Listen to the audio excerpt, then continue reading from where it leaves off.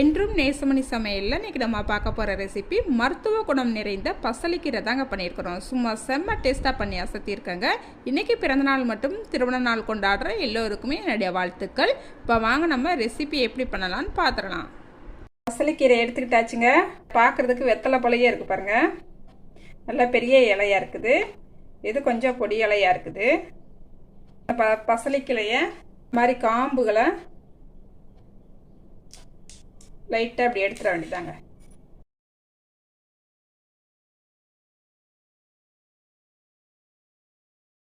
இது போல் எல்லா கீரையிலையும் நான் ஆஞ்சு எடுத்துக்கிறேங்க.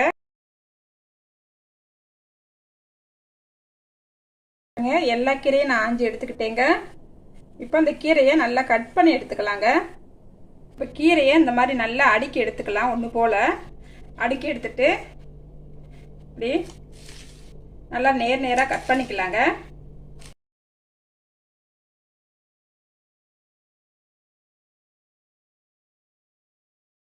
இப்போ இந்த கீரையை பொடிசாக கட் பண்ணிக்கலாங்க.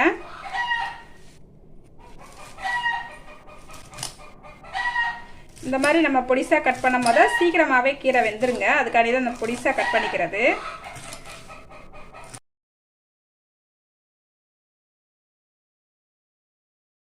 இந்த அளவுக்கு நல்லா பொடிசாக கட் பண்ணிக்கிட்டாச்சு எல்லா கீரையுமேவும். இது போல் நான் எல்லா கீரையும் கட் பண்ணி எடுத்துக்கிறேங்க. எல்லா கீரையும் நல்லா கட் பண்ணி எடுத்துக்கிட்டாச்சு பாருங்கள். ஒரு கடாய் அடுப்பில் வச்சுக்கிட்டு 2 ஸ்பூன் கடலெண்ணெய் விட்டு கடுகு சேர்த்துக்கிட்டேங்க. கடுகு நல்லா வெடிச்சு வந்துருச்சு. ஒரு 1/4 ஸ்பூனுக்கு சீரகம் சேர்த்துக்கலாம். 100 கிராம் சின்ன வெங்காயம் கட் பண்ணி வச்சுருக்கிறேன். இதையும் சேர்த்துக்கலாங்க.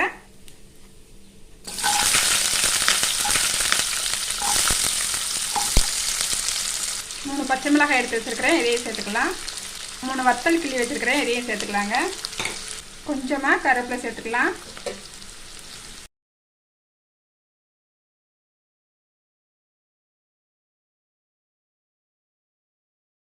பாருங்கள், 2 தக்காளியை கட் பண்ணி சேர்த்துக்கிட்டேங்க. அதுக்கு தேவையான அளவு உப்பு சேர்த்துக்கலாம்.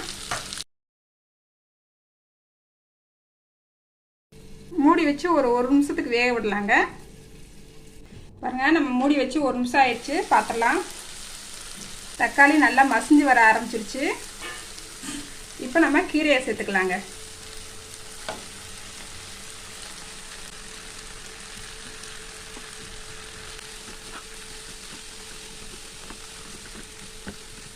கீரையை நல்லா கலந்து விட்டுட்டு மறுபடியும் ஒரு 2 நிமிஷம் மூடி வச்சுருக்காங்க. 2 நிமிஷம் ஆயிடுச்சுங்க. பார்த்துடலாம்.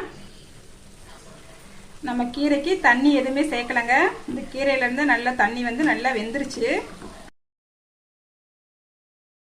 150 கிராம் துவரப்பருப்பு எடுத்து நல்லா மஞ்சத்தூள் பெருங்காயத்தூள் எல்லாம் போட்டு நல்லா வேக வச்சு எடுத்து வச்சுருக்கேங்க.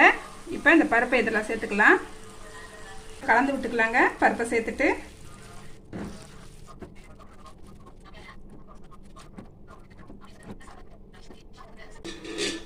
பாருங்கள், இதில் கொஞ்சமாக தண்ணி சேர்த்துக்கலாம். நான் இன்னைக்கு வந்து பருப்பு கீரையை கொஞ்சம் கெட்டியாக தான் வைக்க போகிறேன். அதனால் கொஞ்சம் மட்டும் தண்ணி சேர்த்துக்கிறேங்க. கொஞ்சமாக உப்பு சேர்த்துக்கலாம். தக்காளி வேகும் போதையும் உப்பு சேர்த்துருக்குறோம். இப்பயும் உப்பு சேர்த்துருக்காங்க. இப்போ கரெக்டான அளவு உப்பு இருக்கான்னு செக் பண்ணிக்கோங்க. கீரை கொதிக்க ஆரம்பிச்சிருச்சுங்க. அடுப்பை சிம்மில் வச்சுக்கலாம். மறுபடியும் ஒரு 2 நிமிஷத்துக்கு மூடி விட்டுறலாங்க. 1/4 ஸ்பூன் சின்ன சீரகம் எடுத்து நல்லா கையில் கசக்கிடுங்க. அப்படி நல்லா கையில் கசக்கிட்டு அப்படியே சேர்த்து விட்டுருங்க. இந்த மாதிரி நம்ம கடைசியாக சேர்க்கும் போது ஃப்ளேவர் சூப்பராக இருக்குங்க. பாருங்கள், பசலிக்கீரை நம்மளுக்கு சூப்பராக ரெடி ஆயிடுச்சுங்க. செம்ம டேஸ்ட்டாக இருக்குது. சூடான சாதத்தில் இந்த பசலிக்கீரையை ஊற்றி சாப்பிடுங்க. டேஸ்ட்டு சூப்பராக இருக்குங்க. இதுபோல் நீங்களும் செஞ்சு பாருங்கள். செஞ்சு பார்த்துட்டு எப்படி வந்துச்சுன்னு கமெண்ட்டில் சொல்லுங்கள். லைக் பண்ணுங்கள், ஷேர் பண்ணுங்கள். மறக்காமல் வீடியோ பார்க்குற எல்லோருமே என்னோட சேனலை சப்ஸ்கிரைப் பண்ணிக்கோங்க. பாய். அடுத்த ஒரு ரெசிபியில் பார்க்கலாங்க.